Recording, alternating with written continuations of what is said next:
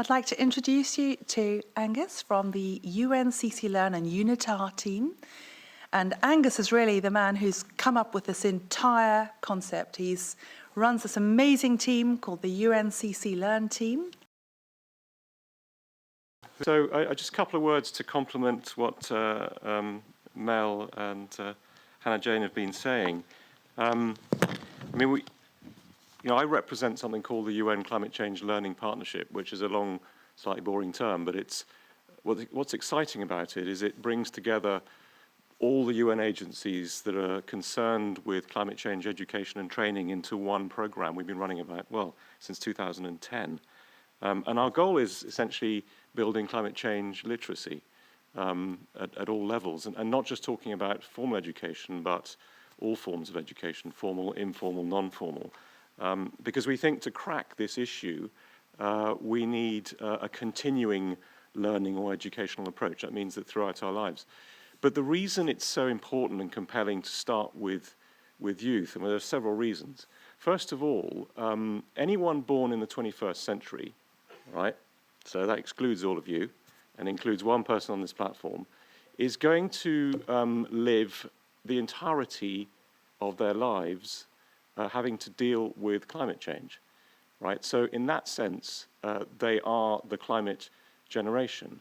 And given that this is a UK context, you can add to that the title of this, which is, there's unfortunately for that generation, there's no Brexit from climate change. You can't get away from it. So this is why it is so important that we start with the general education system. And, we're not the specialists in this, and this is why we've teamed up with Melanie and her team with Harwood Education to help us through it. And I think she's mentioned it, but for us, the really compelling thing is this idea that kids can teach kids, but within a sort of an adult supervised situation. So it's not chaos and mayhem, but it is children learning from their peer group. And I think we probably all know intuitively that that is going to be effective. There needs to be structure, that's why we're here. But the final delivery mechanism of a child to a child in a sort of peer group approach, I think is extremely powerful.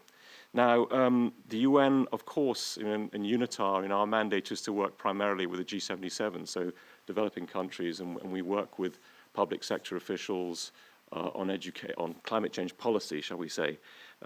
So that is our main mandate, but we're absolutely delighted to have the chance to work in the United Kingdom because of its leadership role, the example it sets, I think, on climate change, but also on education more generally. So that is a new one for us, but very exciting. So we're looking forward to the partnership. We're looking forward to the work.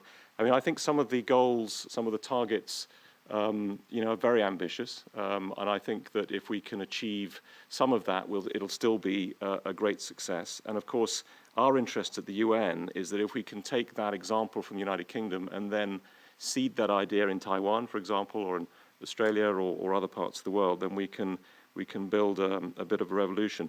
My only other point is to say that, and we've come to the conclusion that education is probably the fundamental and most cost-effective way to deal with climate change, because it has to do with innovation and inspiration, and that's probably the easiest way to scale things up.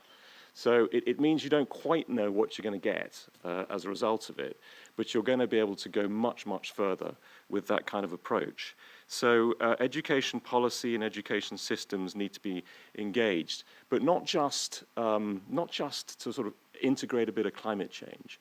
It really needs to become the driver. We need to repurpose our education systems around the world towards dealing with climate change and the Sustainable Development Goals. And that's really the fundamental message for today. So thanks for listening. Thank you very, very much for having us here. Are there any questions?